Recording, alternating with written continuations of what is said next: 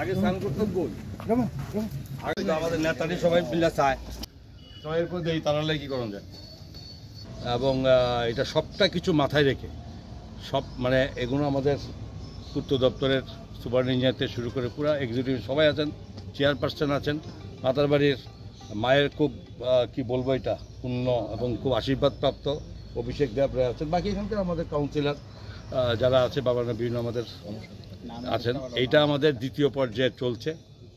এটা আপনারা জেনে যান যে আপনারও তো বাড়ি বোধ ওইখানেই নমস্কার পার, তো ওই জায়গাও আপনার প্রায় 40 কোটি টাকা মানে এখানে স্যাংশন হওয়ার পথে এখানে ডিপিআর চলছে, সেটাও সাজানো হবে। হ্যাঁ, সেখানে সাজানো হবে।